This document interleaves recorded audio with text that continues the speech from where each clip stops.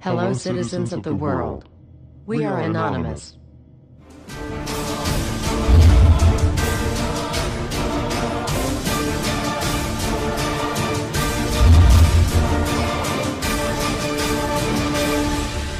Guess what, world?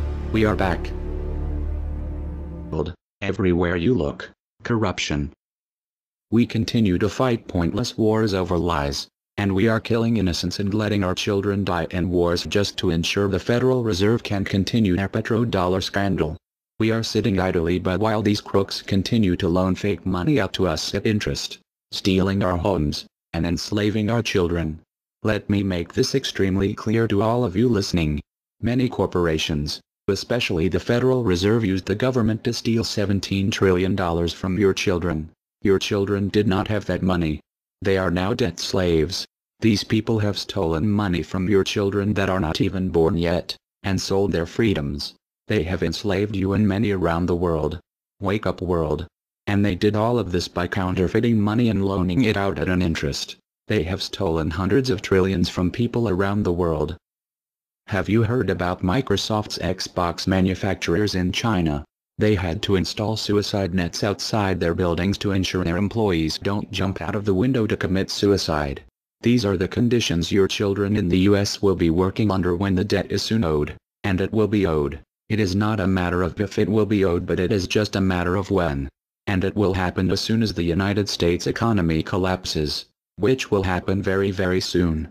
And if you think because you do not live in the United States this does not affect you, you are wrong. And you are next. The only way we can stop this is if we all unite together and fight it. People of the US are waking up to the Federal Reserve scandal, and the powers that be are currently afraid of retaliation. And that is precisely why they trying everything they can to disarm us. You know how the media has been saying gun violence has been out of control and at an all-time high. They are not simply twisting the truth here or exaggerating. They are absolutely bold-faced presenting lies to you. First off, realize, gun violence in the United States has always been shockingly low. And gun violence has dropped by 49% in the last 11 years. The already absurdly low gun violence in America has literally dropped in half. In half. The fact they are saying that it is at an all-time high perfect demonstrates how biased the government and the media is. If this doesn't prove to you that they have an agenda, then nothing will. Do you remember how the media keeps repeating that there has been 74 school shootings since Sandy Hook? Those 74 shootings were not even mass shootings like they claim. Most were suicides and none of them even took place at a school. Not a single one. They are presenting lies to you, America. When will you wake up? At some point you have to ask yourself, why would the government fake 74 mass school shootings involving children? If they get our guns, we will lose the fight against them. And they will take away absolutely all of your freedoms and you and your children will be forever slaves. And don't forget they purposefully put you and your children into that debt. And because the Federal Reserve is present in all countries, the other countries of the world are next soon after. This plan is called the New World Order. It is the same New World Order the Vice President of the United States called for on national TV a month ago. He said we need to strive for and complete the New World Order. This is also the same New World Order President George Bush and President Kennedy said is our country's lifetime goal. And the same New World Order George Bush said on national TV said will happen no matter what we do, and we cannot prevent it. This has all been a long-time plan. The Federal Reserve and their partners want complete control of humanity. We cannot let this happen. They want to rule over us, like kings and queens. And humanity will be forever lost to enslavement by a bunch of tyrants who have publicly admitted they want to kill off the majority of the population so the masses are easier to control. They are going to wipe your bloodline completely off of the earth. He'll tell you the order of things to happen. The enslavement will follow immediately after guns are taken away and you cannot fight back. If they cannot get the guns before the economic collapse, then they will wait until the economy collapses. When the economy collapses, people will be starving. There will be looters and shootings. The government will insist on taking guns away to help, and as soon as the guns are taken away, then we will fall into a complete dictatorship. Do not fall for it.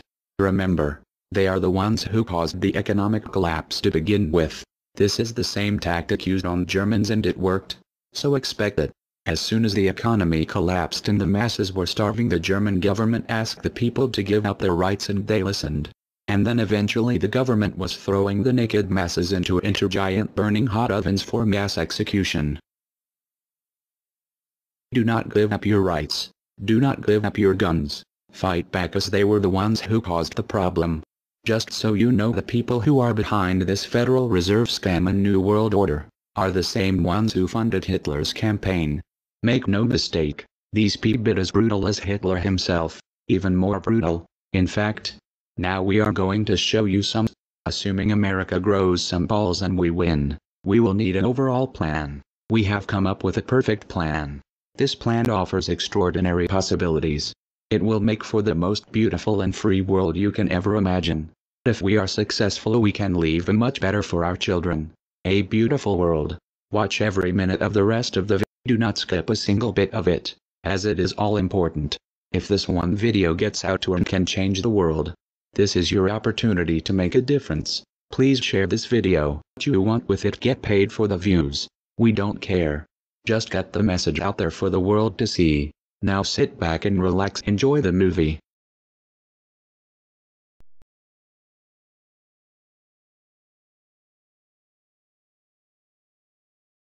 To you? Makes perfect sense. Okay. Anybody else want to throw anything out at us? Sir? I think you're an anarchist and you don't know it yet.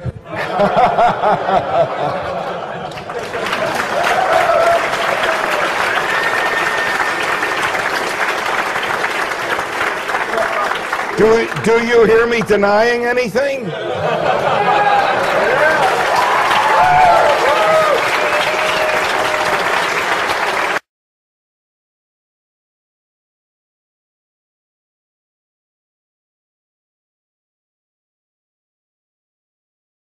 Many people, when they hear the word anarchy, think of chaos and mayhem.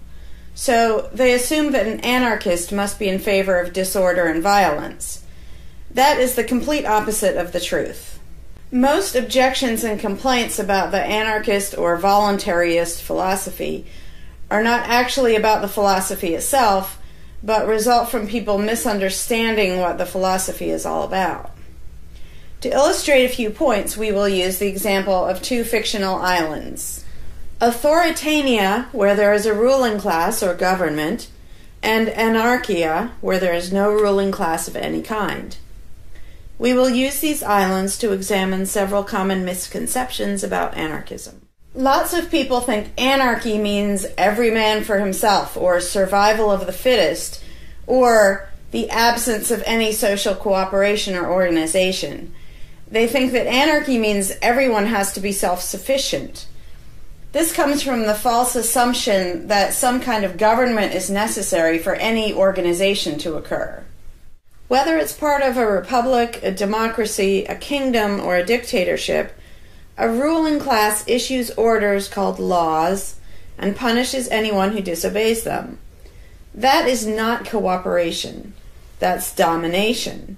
It's one group forcing its will on another. Authoritarianism can be used to force people into organized patterns, but that does not mean that people are incapable of organizing their activities without being forced. The most productive and useful examples of organization that we see today are anarchistic in nature. No one was forced to build the grocery store you go to. No one was forced to produce or sell anything in it. Everyone involved in the vastly complex operation of growing your food, transporting it, displaying it in the store, and selling it to you, everyone involved participates voluntarily, working in exchange for money. You and all the other store customers choose freely which store to go to and what to spend your money on. This purely voluntary arrangement allows for an amazingly complex degree of organized cooperation without anyone being coerced to participate. In contrast, under government, a very small group of people comes up with an idea and forces everyone else to participate in it and provide for its funding with tax dollars. In the authoritarian version of a supermarket, the ruling class would tell people what to produce and how much, what prices to charge, and they would tell customers what they must buy and what they must pay. Anyone who did not comply with the centralized master plan would be punished in some way. That is how government does things. Which one of these would you prefer? Another common but incorrect assumption is that if there were no ruling class or no government, people would have no way of defending themselves against common criminals or foreign invaders. Again, this is simply not true. The government version of protection is inherently hypocritical. Governments will use their hired law enforcers to find and lock up some of the private thugs and thieves and prevent them from preying on people. But every ruling class gets the money for its operations by way of taxation, demanding money from its subjects and punishing those who don't pay up. Oddly, every ruling class insists that it needs to be able to forcibly control and extort money from people in this way in order to protect them from private criminals who might try to forcibly control and extort them. In contrast, if there is no government, people do not lose their inherent right to defend themselves from violence or to defend what they have from those who would take it. Every person has this right, and they also have the right to organize and cooperate with each other to exercise that right. Organizing for mutual defense does not require any government-granted laws or authority. No one wants to be attacked or defrauded, and everyone wants to feel safe. Whether each person takes this on himself or herself individually, or whether they hire and organize others to do it on their behalf, it can be done on a voluntary basis. Those who insist that government is necessary often claim that if there wasn't a government, then smaller private gangs would spring up to enslave and rob people. Organized crime gangs exist along with government, and most people do not understand the dynamics between them and how government enriches and empowers organized crime while appearing to fight it. Black markets enrich organized crime, and money allows them to buy government protection. There's no reason to think they would do as well in an environment of freedom, where they would have fewer ways to make money and would be up against both individual and organized armed citizens. A criminal gang that's recognized as such has far less power than a gang whose aggression is perceived to be legitimate and proper. And that's the gang we call government. When thuggery is called law enforcement, and thievery is called taxation, and self-defense is called crime and terrorism, then even the widespread ownership of firearms can't do much to stop the aggression. Imagine a private gang trying to do the things that government does without the aura of authority, and imagine how a well-armed population would respond to this. The gang would fail quickly and dramatically.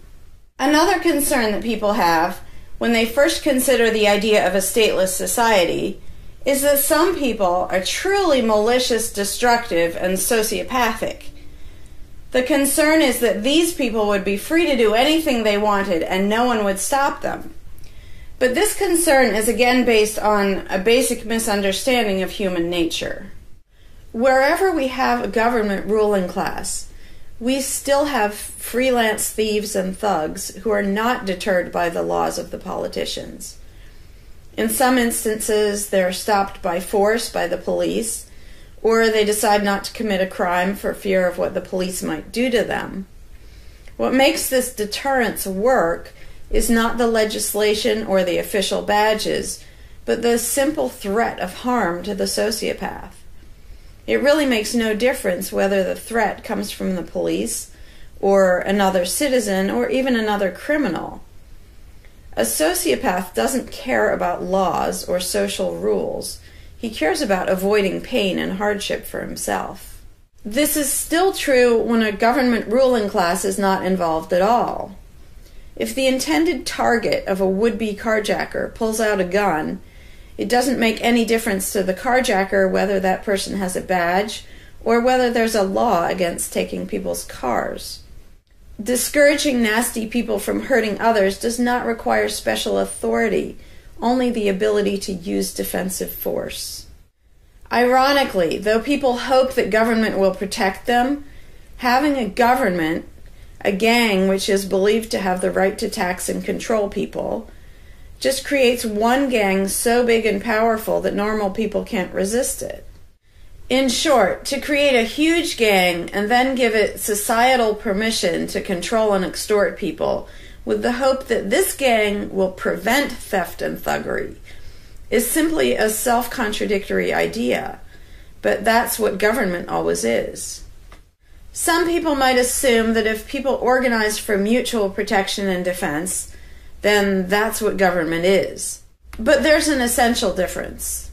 People coming together to do something that everyone has the right to do, such as defend yourself, doesn't require any special authority.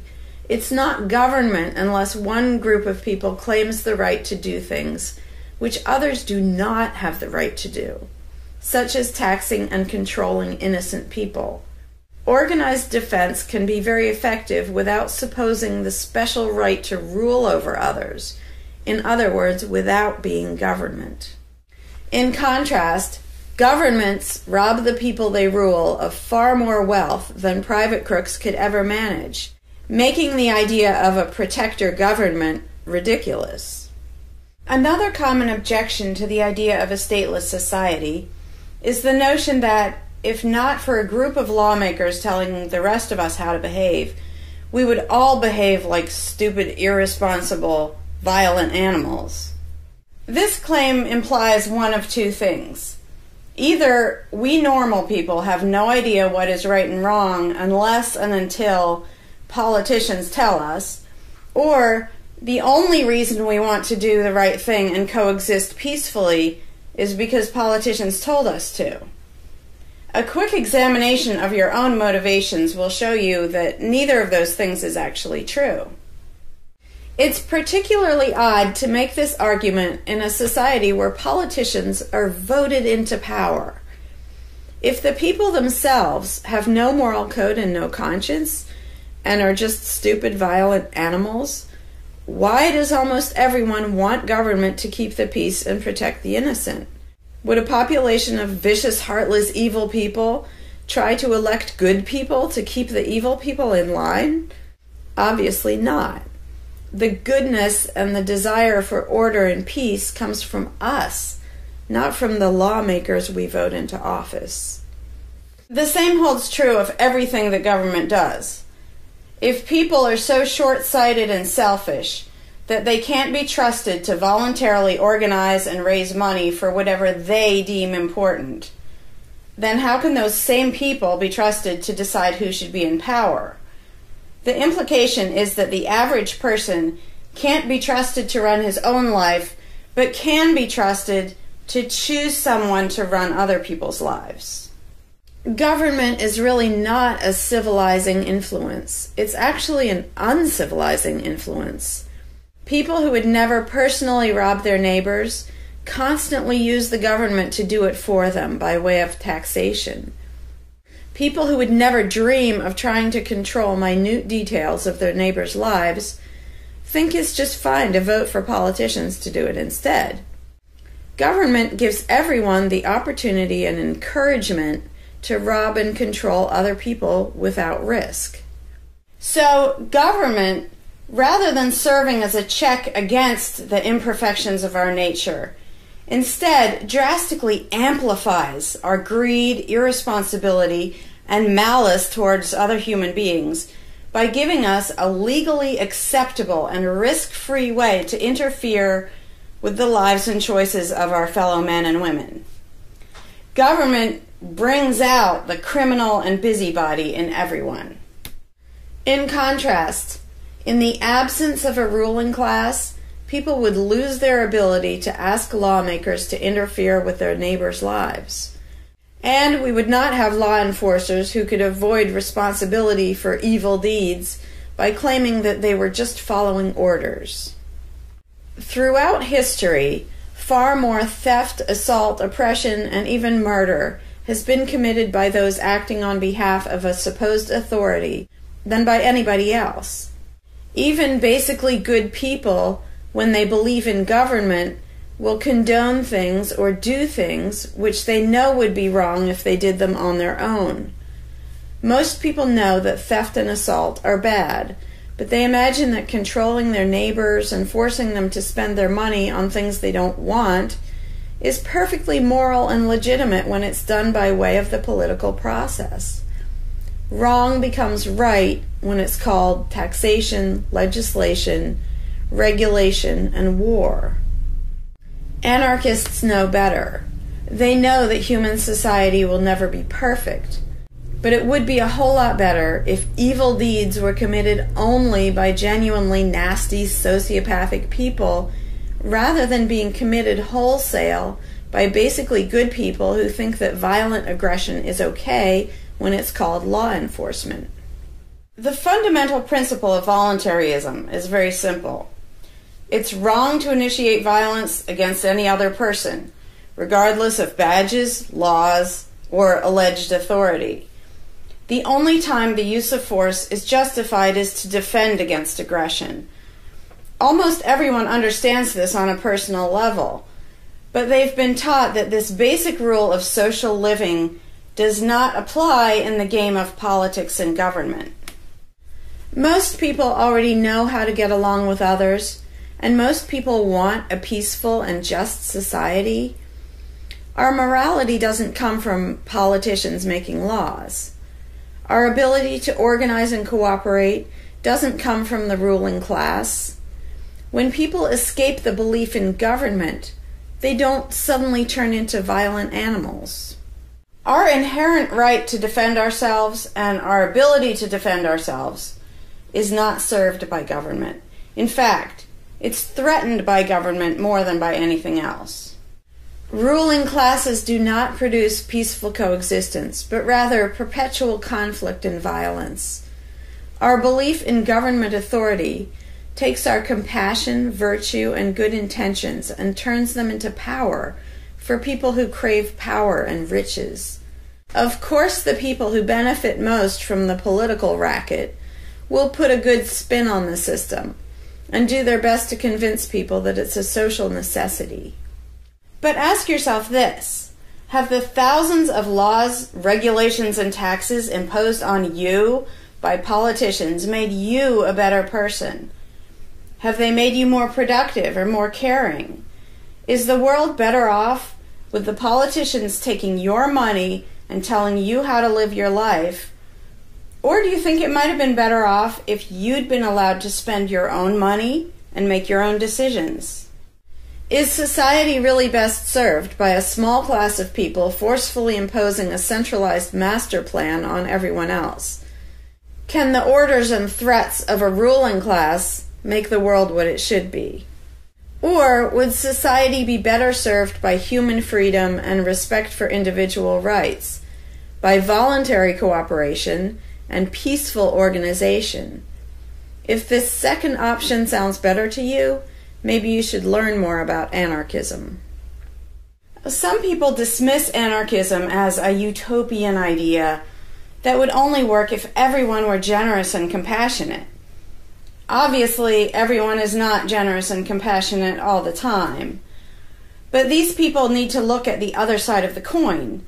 If people are too stupid, greedy, and malicious to be free, aren't they too stupid, greedy, and malicious to be trusted with power over others?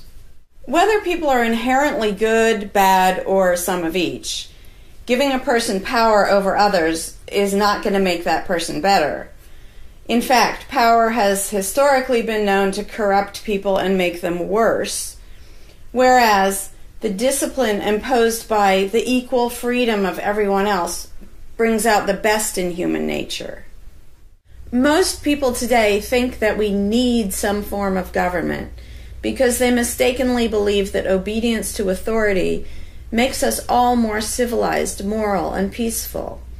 In reality, it has always done exactly the opposite. Everyone knows that governments can be corrupt, abusive, inefficient, counterproductive, even tyrannical. But most people assume that the way to fix that is to get the right people into power. People have spent centuries trying to create a good society using different kinds of ruling classes, different legal structures, different ways of choosing the rulers, and so on. But every governmental construction has resulted in freedom and riches for some, and oppression, violence, and poverty for others. What if, instead of deciding what the throne should look like and who should sit on it, all people of goodwill embraced the non-aggression principle? What if, instead of looking to a ruling class to impose our values on society, we embraced the concept of self-ownership? These principles are simple and easy, to the point of being self-evident, but they're diametrically opposed to the authoritarian principles that most of us have been indoctrinated with. Anarchism does not mean chaos and violence, or every man for himself. Having no government does not mean having no morality, no organization, and no cooperation. Simply put, anarchism does mean that no one is your master and no one is your slave. And that's all it means. Howdy, Larkin Rose here. I'm feeling slightly less than entirely patient and polite today, so if this video gets slightly caustic, too bad.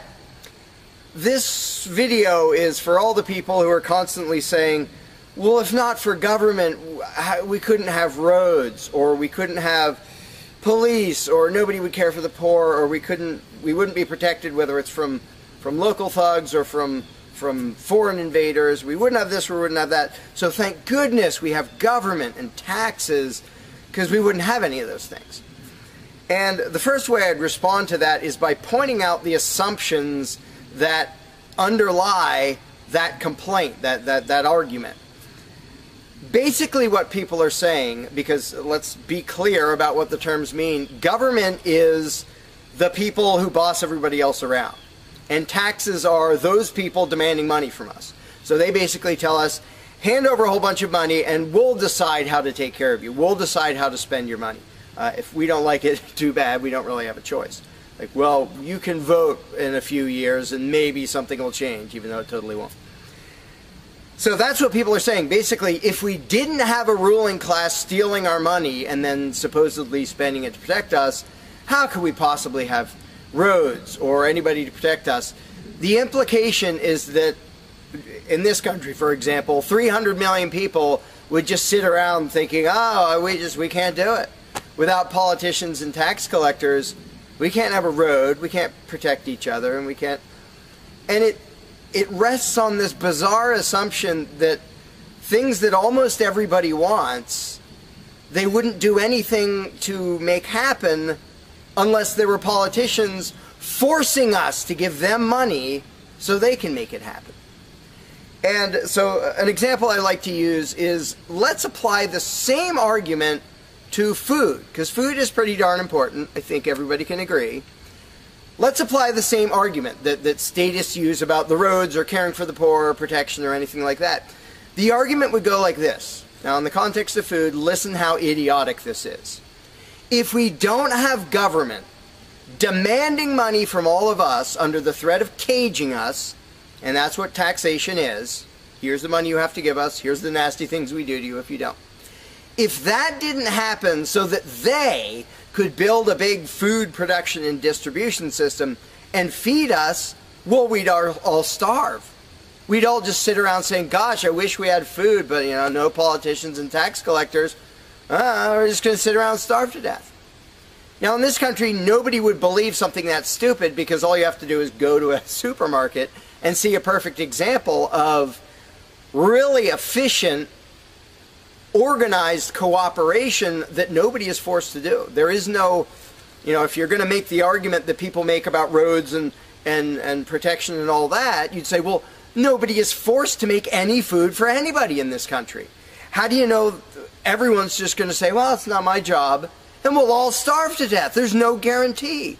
There's no master plan guaranteeing that we'll all have food.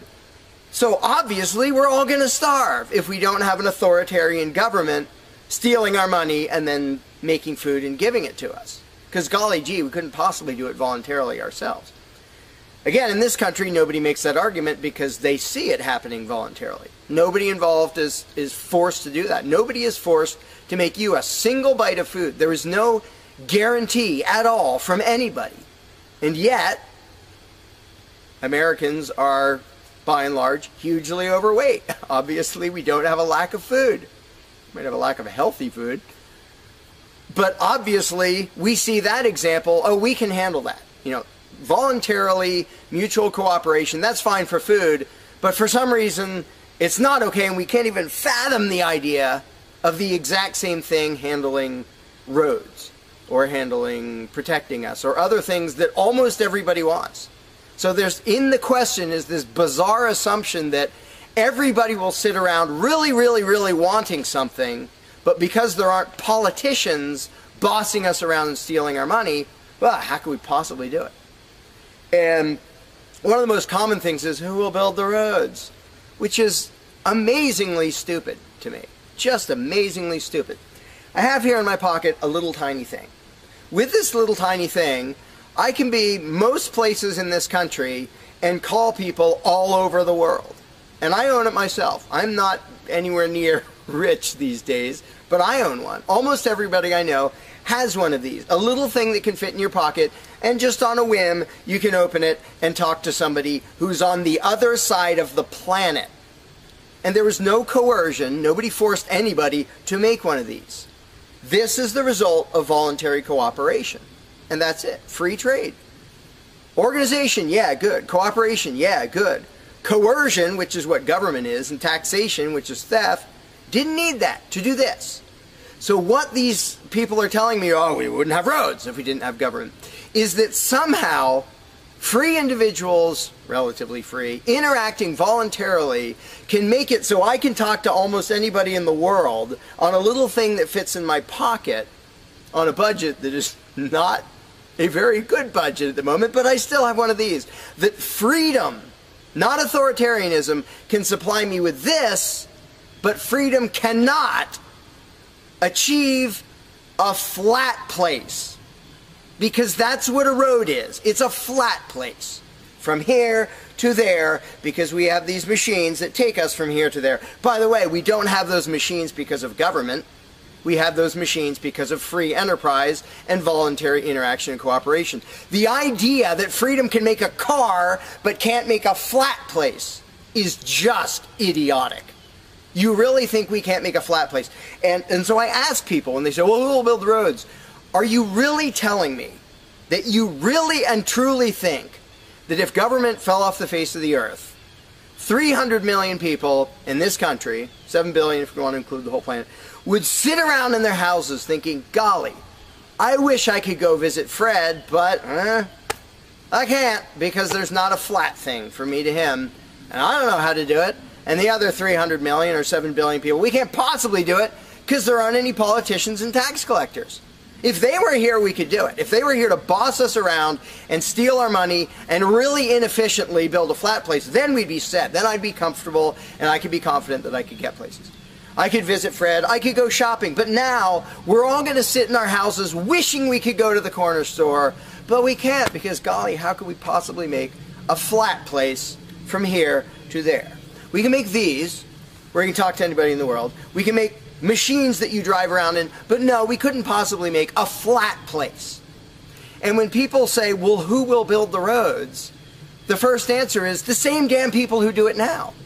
Politicians and tax collectors don't build the friggin' roads. Have you ever seen one out there? No, you haven't. They steal our money, waste most of it, do all their corrupt games, and then they pay other people. Here's an idea. How about if we pay those other people who actually build the stinking road? And the fact that that doesn't occur to people is a great indication of how well indoctrinated people are by the rulers who will perpetually tell us, you can't organize anything, you can't achieve anything, you can't do anything unless we are here to force it on you. And it's, again, there are a zillion examples, whether it's caring for the poor or protection or roads, obviously. where most of the population will say, I'm really concerned that poor people won't be taken care of, which means most of the population wants people in need to be taken care of. And if we didn't have politicians stealing our money, how would it happen? Here's an idea. Take some money out of your pocket and give it to one of the people that you think needs help. Why would you not comprehend that, but you would comprehend some guy 1,000 miles away passing a law to send an armed thug to take your money, to waste 90% of it, and then give a little bit to somebody who may just be defrauding the system or may actually need it? And the amount of indoctrination required to make people even ask these questions of how could we possibly do this without government? What do you think government adds to the equation? It doesn't add any resources. It doesn't create anything. Everything it gives away, it steals from us first, by way of taxation. It doesn't add any skills. It doesn't add any knowledge. The people who are here would still be here if the institution of government fell over. We have all the know-how, we have all the resources, all the technology. The only thing it adds is one group that's imagined to have the right to violently assault and control and extort everybody else. So what the question really means is, how could we have a road, or how could I help that poor, or how could that poor person be helped, or how would anybody protect us if there wasn't a gang of thugs with permission to violently control and rob us? And when you recognize that that is literally what the question means, you already see how utterly idiotic it is. And it's completely the result of authoritarian statist indoctrination. Nobody would come up with that on their own. And you obviously don't see that with the example of food or cars or cell phones or anything else. Nobody says, we won't be able to talk to each other unless there's a gang of thugs that's allowed to boss us around and steal our money. And just economically, how stupid you have to be to think that's a good idea. Here are your choices. Let's do this. I'll give you these two choices for how you will be fed from now on. Either you can go spend your own money wherever you want. You can go to the supermarket or the local this or the local grocery, whatever you want. You can go decide what you want, and they'll tell you the price. You decide what you're going to buy and how much. And you can go to different places and you can shop around and you can do all that. That's option number one. But let me warn you, option number one does not give any guarantee that you will be fed. There's no master plan forcing people to feed you. So, oh my gosh, you better be really scared of that option, despite the fact that you can do it day after day and it works really darn well and feeds pretty much not only this country, but with a massive surplus. So that's option number one that apparently statists are scared of. Option number two is politicians will take as much money of yours as they decide to take. Then they will decide what, if anything, they will buy with that money in terms of food to give to you, to feed you. Do you really think that will serve you better, that that will feed you better? Yeah, I'm much more comfortable that I'll have I'll be fed, I'll be secure, everything will be okay.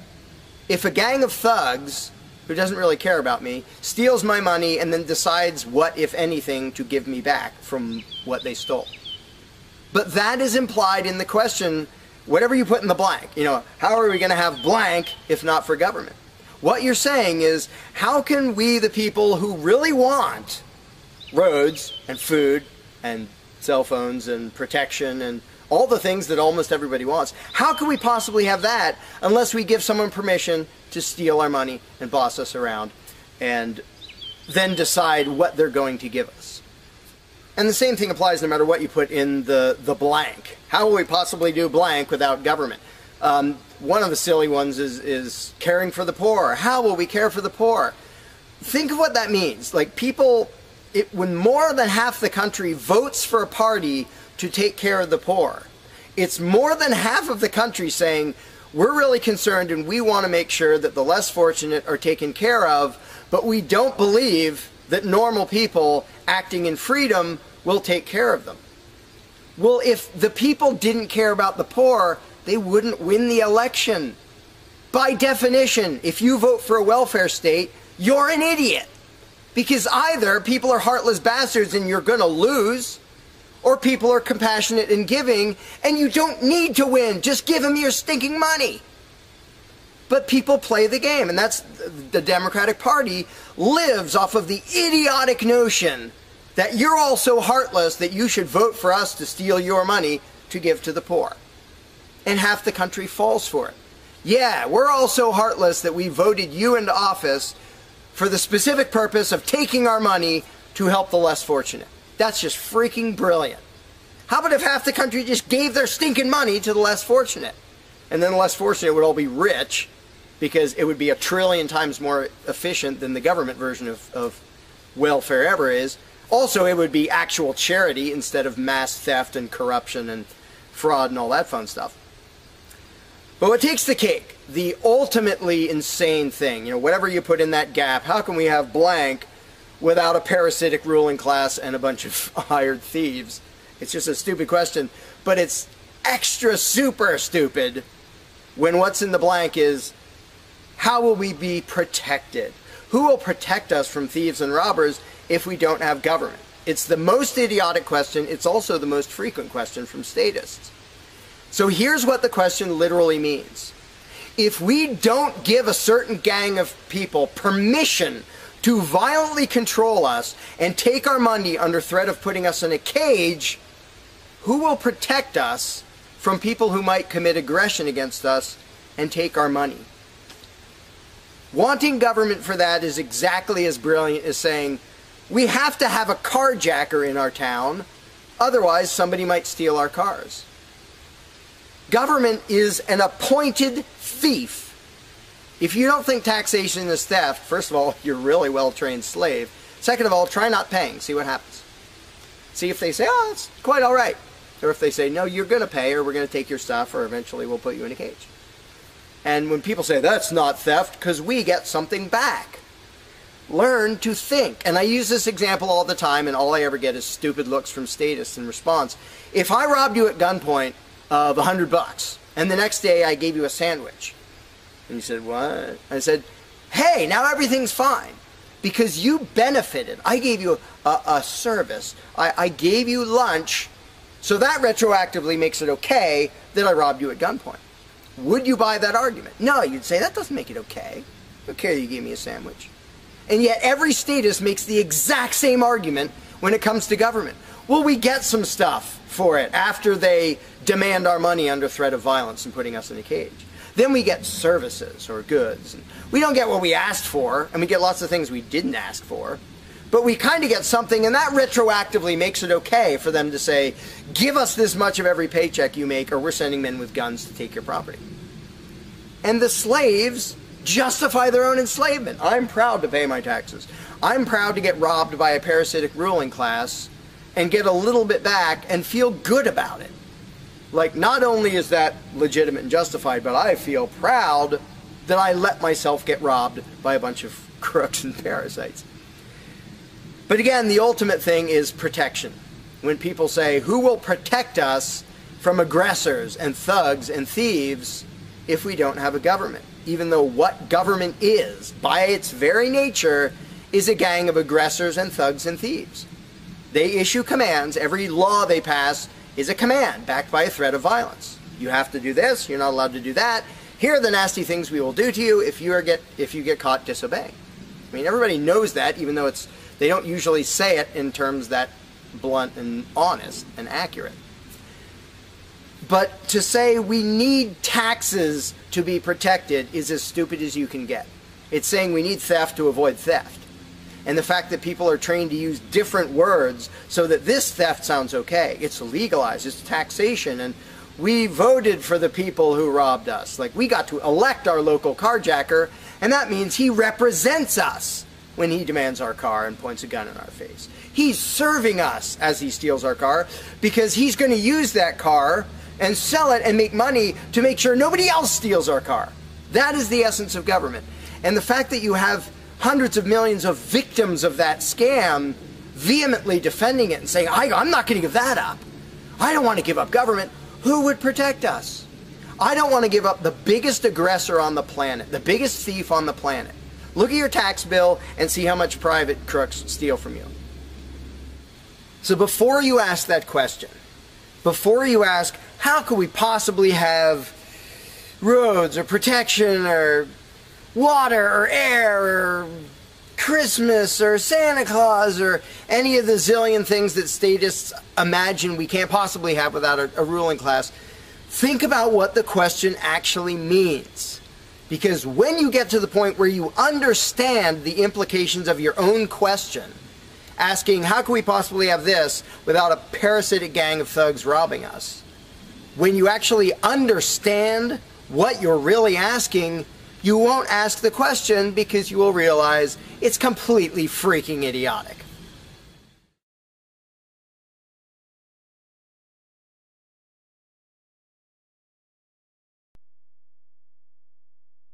Hey, Larkin Rose here.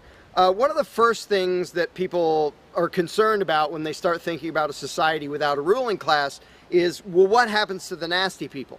Whether you're talking about people who are just kind of negligent or inconsiderate, play their music too loud at night or leave their trash lying around the woods or whatever it is, all the way up to people who run around attacking and murdering people.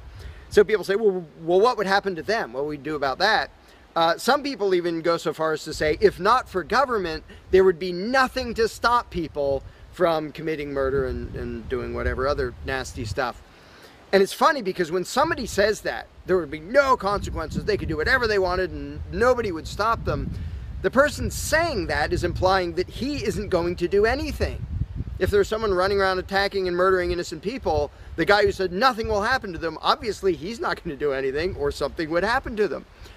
But not only is he demonstrating his own cowardice when he said there would be nothing to stop murderers, he's also projecting his own immaturity and irresponsibility onto the rest of the world, because he's also saying the other 7 billion people wouldn't do anything about it, which obviously isn't true. I would, wouldn't you? If somebody was running around murdering your neighbors, would you just go, well, there aren't politicians and there's nobody with a badge and we don't have tax collectors and bureaucrats, so oh well, I guess they're just out of luck, they're going to get murdered. And would you not even protect yourself if there wasn't government? Obviously, lots and lots of people, all the sane people, would do whatever they could to protect themselves and defend the innocent.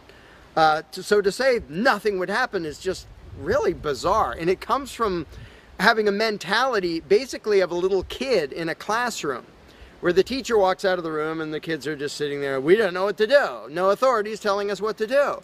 And Johnny's throwing things at me. And there's no teacher to stop him. Ah! Because most people, having been trained into authoritarian mentality, it never occurs to them that they are the ones who should fix anything, who should stop anything. And so when people say, well, what would be done about this and that and the other thing, nasty people doing nasty things, the first thing I ask is, well, what would you do about it? Because people are so into the mentality that there has to be some master plan and some authority who writes down the law of here is what will be done with those people, that people don't think in terms of, well, what would I do about it? Which is why I always ask people, well, what would you do about it? You're a person just as much as me and just as much as the other 7 billion. What would you feel justified in doing if somebody was polluting or playing their music too loud at night or running around murdering people or whatever in between you can think of? Any nasty thing, what would you feel justified in doing about it? Because there's a very basic rule of being a moral human being, which is if it would be wrong for you to do something, don't ask anybody else to do it.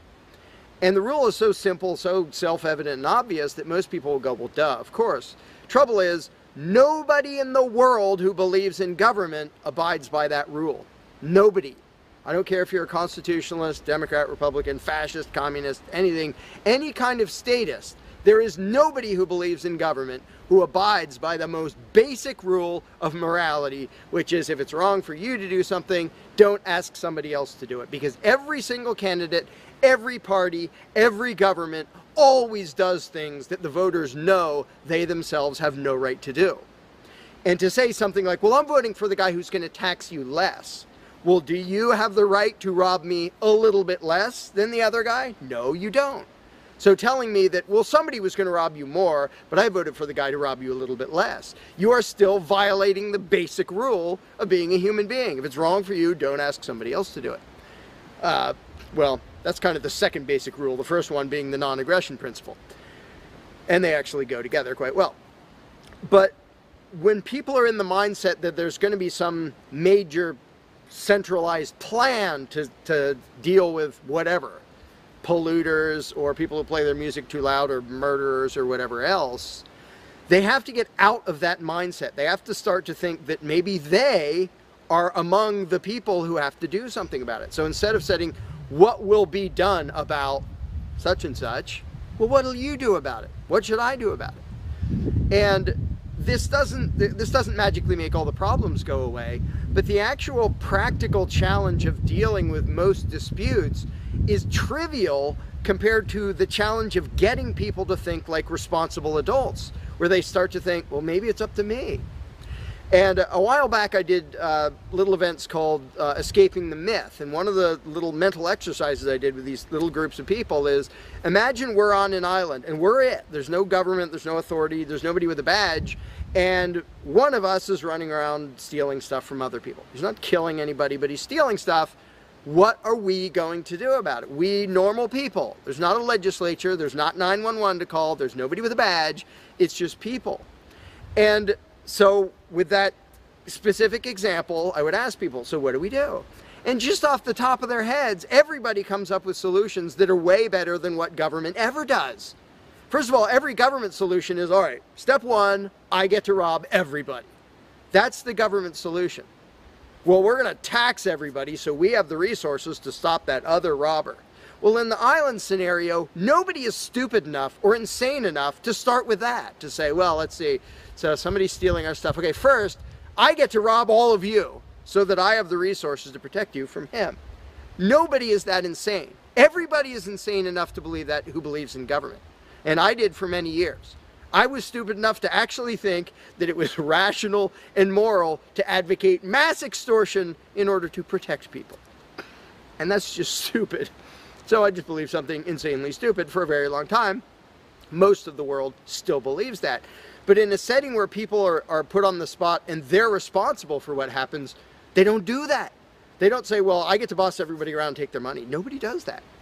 So to me, the challenge is not even coming up with specific solutions to every imaginable dispute or problem, which I don't pretend to know how everything's going to turn out. And I don't intend to be emperor of anarchy. I'm not going to be in charge of the world. But getting people to the mindset where it's up to them, where there's just people, we're it. No legislatures, no people with badges, no authority, we're just people. Suddenly people are way better at solving problems and making things work. One good example is when there's a disaster. Unfortunately, sometimes it takes a horrendous event to bring out the best in people. And it brings out the worst in some people too. But when people say, whoa, my neighbor's house is floating away, I'm not going to wait for FEMA. I'm not going to dial 911. I'm going to jump in a boat and go save him. Because suddenly it's on me. Suddenly I'm the one who has to do something.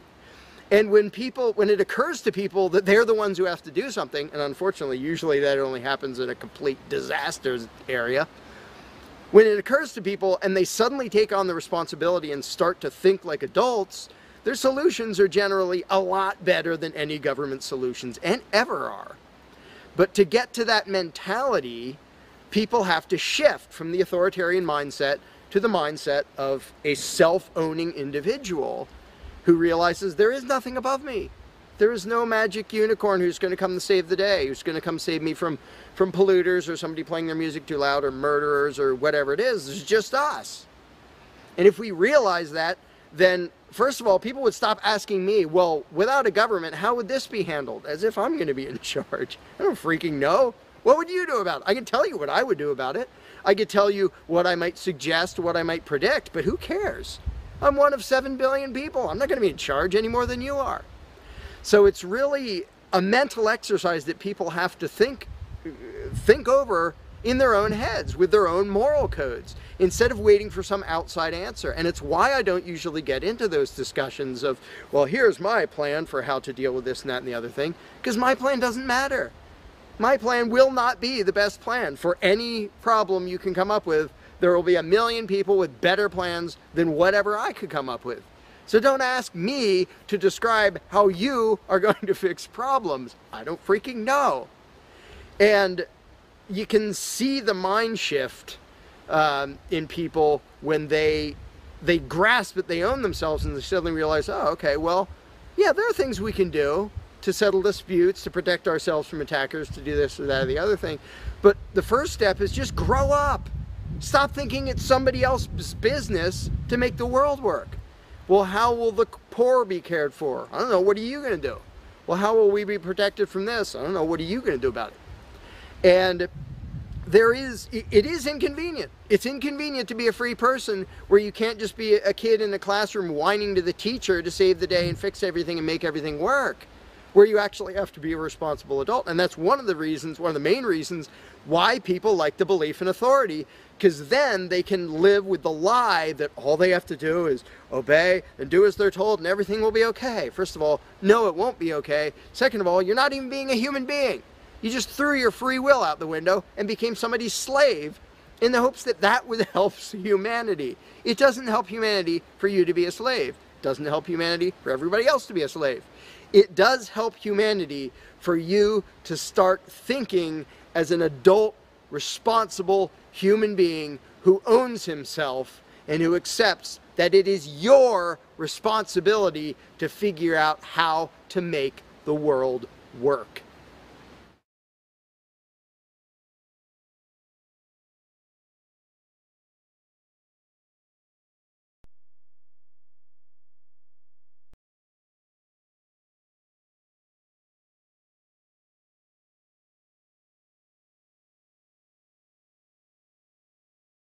You cannot begin to imagine in how many ways the world is the opposite of what you have been taught to believe. You see the guy who sells drugs to willing customers so he can feed his family as the scum of the earth, while you see the hypocrite who gives away stolen money in the name of government as a saint.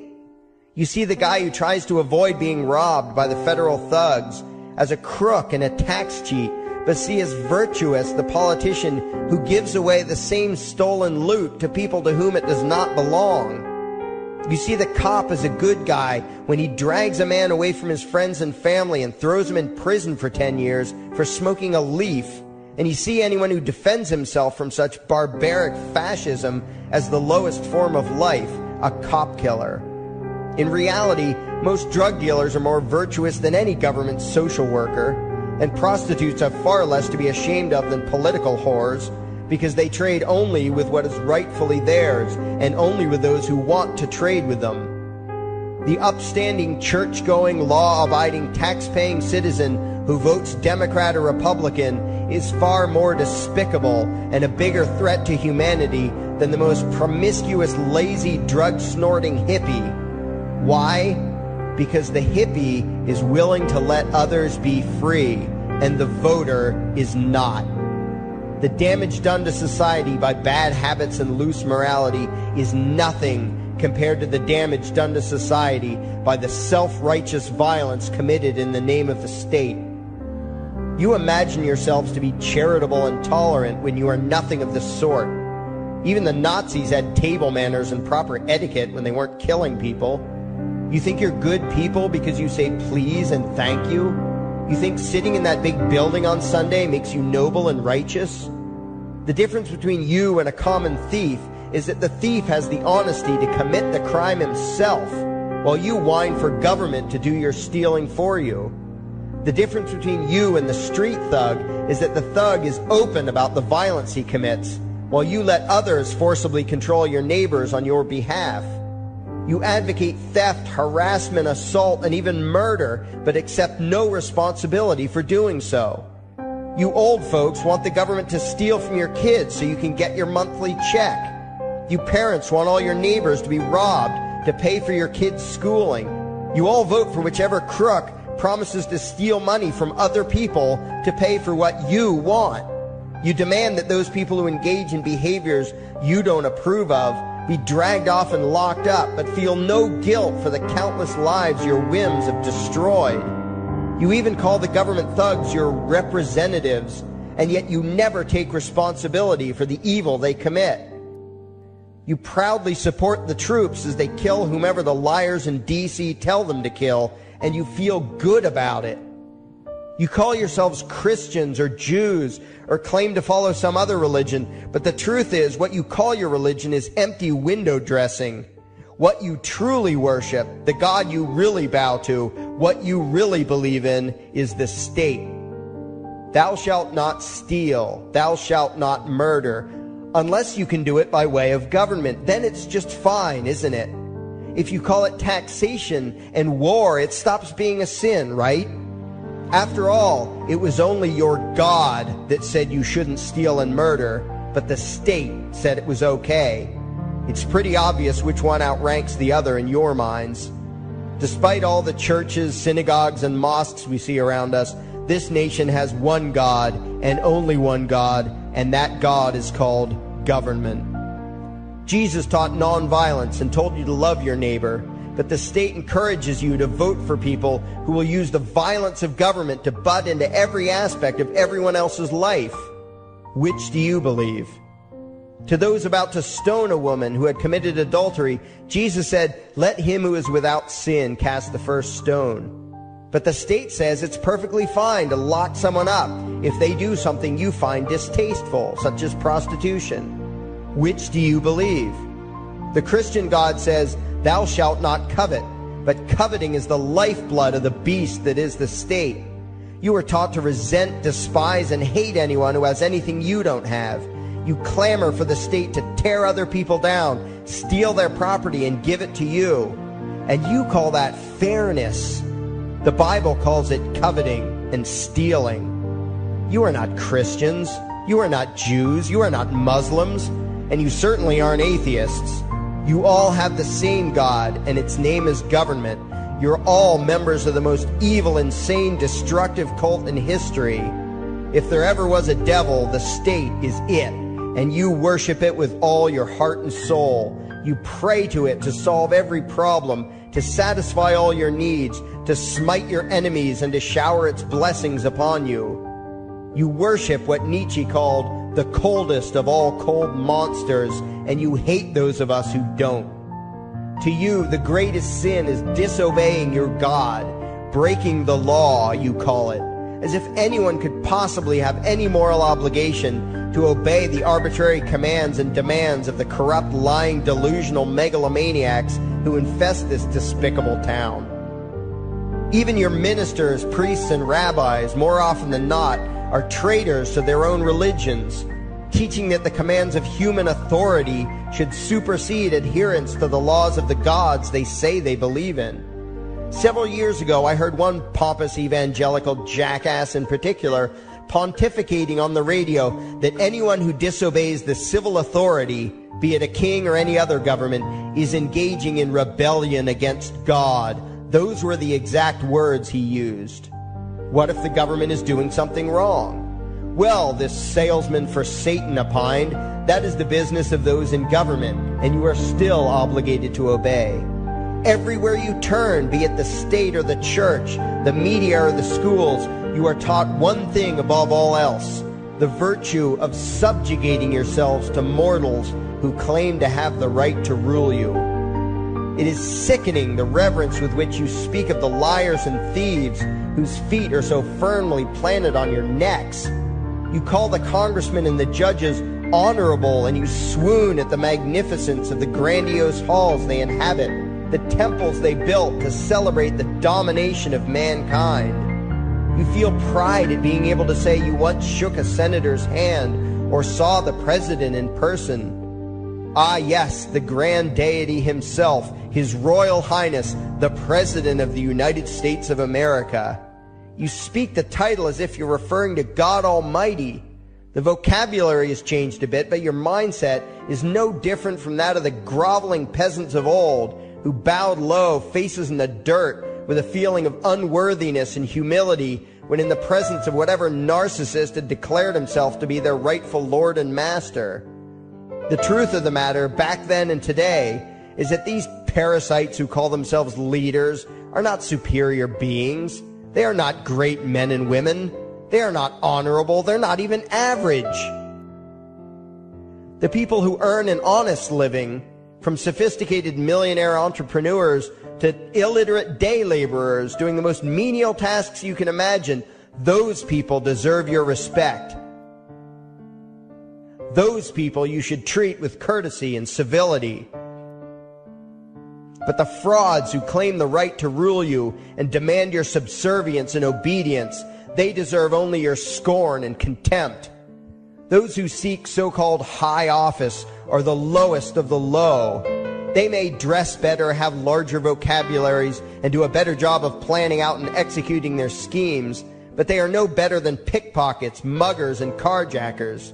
In fact, they are worse, because they don't want to rob you of just your possessions. They want to rob you of your very humanity, deprive you of your free will, by slowly leeching away your ability to think, to judge, to act, reducing you to slaves in both body and mind.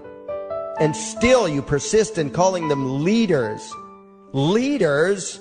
Where is it that you think you're going exactly that would require you to have a leader? If you just live your own life and mind your own damn business, exercising your own talents, pursuing your own dreams, striving to be what you believe you should be, what possible use would you have for a leader? Do you ever actually think about the words that you hear, the words that you repeat?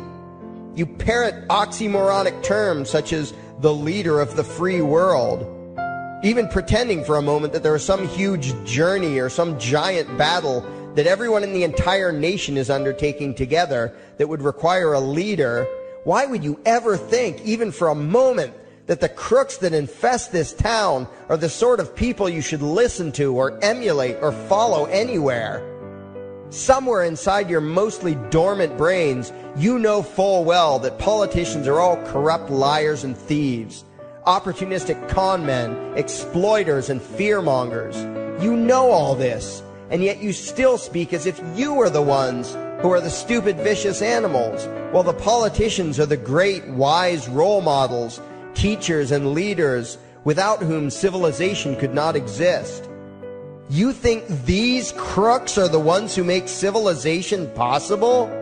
What belief could be more absurd? Yet when they do their pseudo-religious rituals, deciding how to control you this week, you still call it law, and continue to treat their arbitrary demands as if they were moral decrees from the gods that no decent person would ever consider disobeying. You have become so thoroughly indoctrinated into the cult of state worship that you are truly shocked when the occasional sane person states the bleeding obvious. The mere fact that the political crooks wrote something down and declared their threats to be law does not mean that any human being anywhere has the slightest moral obligation to obey. Every moment of every day, in every location and every situation, you have a moral obligation to do what you deem to be right, not what some delusional bloated windbag says is legal. And that requires you to first determine right and wrong for yourself, a responsibility you spend much time and effort trying to dodge. You proclaim how proud you are to be law-abiding citizens and express your utter contempt for anyone who considers himself above your so-called laws. Laws that are nothing more than the selfish whims of tyrants and thieves. The word crime once meant an act harmful to another person. Now it means disobedience to any one of the myriad of arbitrary commands coming from a parasitical criminal class. To you, the term crime is nearly synonymous with the word sin, implying that the ones whose commands are being disobeyed must be something akin to gods, when in truth they are more akin to leeches. The very phrase, taking the law into your own hands, perfectly expresses what a sacrilege it is in your eyes for a mere human being to take upon himself the responsibility to judge right from wrong and to act accordingly, instead of doing what you do, unthinkingly obeying whatever capricious commands this cesspool of maggots spews forth. You glorify this criminal class as lawmakers and believe that no one is lower than a lawbreaker, someone who would dare disobey the politicians. Likewise, you speak with pious reverence of law enforcers, those who forcibly impose the politicians' every whim upon the rest of us. When the state uses violence, you imagine it to be inherently righteous and just, and if anyone resists, they are, in your eyes, contemptible lowlifes, lawless terrorist criminals. Like the lawless terrorist criminals who helped slaves escape the plantations. Like the lawless terrorist criminals who helped Jews escape the killing machine of the Third Reich. Like the lawless terrorist criminals who were crushed to death under the tanks of the Red Chinese government in Tiananmen Square. Like all the lawless terrorist criminals in history who had the courage to disobey the never-ending stream of tyrants and oppressors who have called their violence authority and law. And that includes the lawless terrorist criminals who founded this country. Everything you think you know is upside down, backwards, and inside out. But what has to take the cake, the height of your insanity, is the fact that you view as violent terrorists the only people on the planet who oppose the initiation of violence against their fellow men. Anarchists, voluntarists, and libertarians. We use violence only to defend ourselves against someone who initiates violence against us. We use it for nothing else. Meanwhile, your belief system is completely schizophrenic and self-contradictory. On the one hand, you teach the young slaves that violence is never the answer. Yet out of the other side of your mouths, you advocate that everyone and everything, everywhere and at all times be controlled, monitored, taxed, and regulated through the force of government. In short, you are teaching your children that the masters may use violence whenever they please, but the slave should never resist. You indoctrinate your children into a life of unthinking, helpless subservience. You are putting the chains around their little necks and fastening the locks tight. And worst of all, you feel good about it. Out of one side of your mouths, you condemn the evils of fascism and socialism and lament the injustices of the regimes of Hitler, Stalin, and Mao. While out of the other side of your mouths, you preach exactly what they did. The worship of the collective, the subjugation of every individual to that evil insanity that wears the deceptive label, the common good. You babble on and on about diversity and open-mindedness, and then beg your masters to regulate and control every aspect of everyone's lives, creating a giant herd of unthinking conformist drones.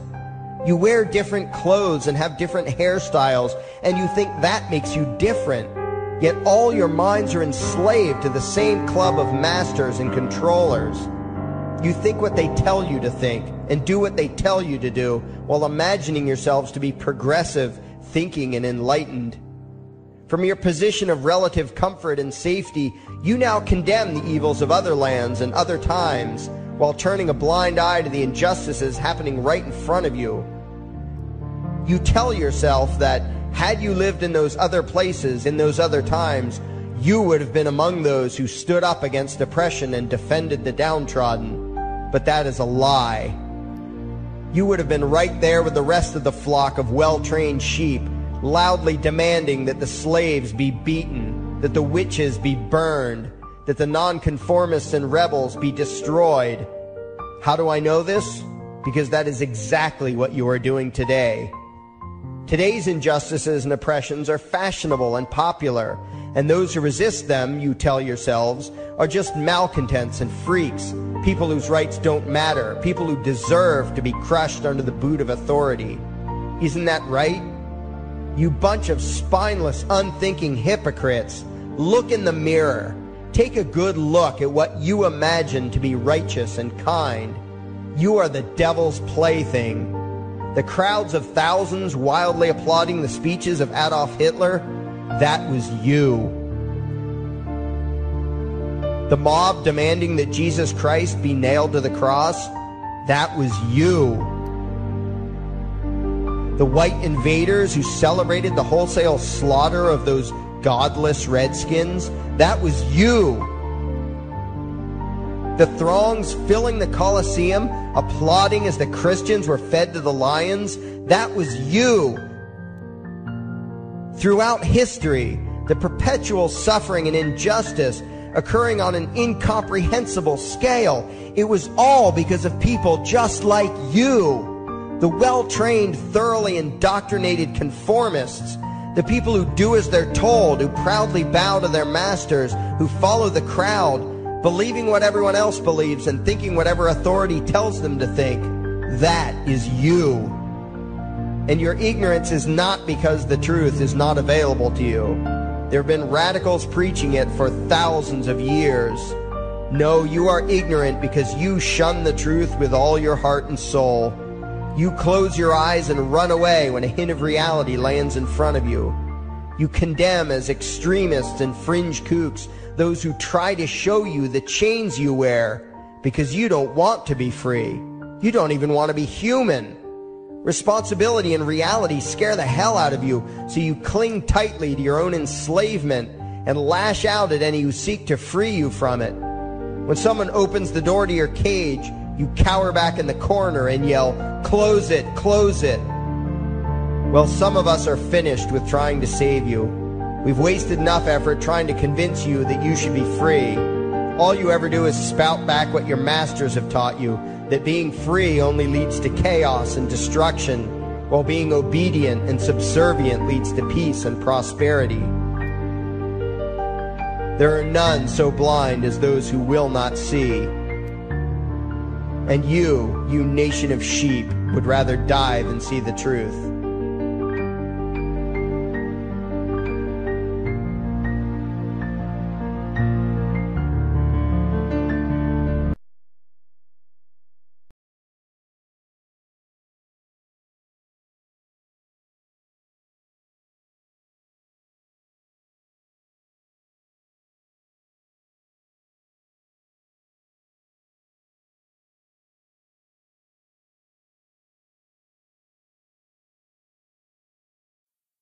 There is something I need you to do. Favorite, like and share this video. Now that you have done that, go to your browser add-ons, download YouTube Video Downloader, come back to this video and save the video to your computer and upload it to your YouTube channel.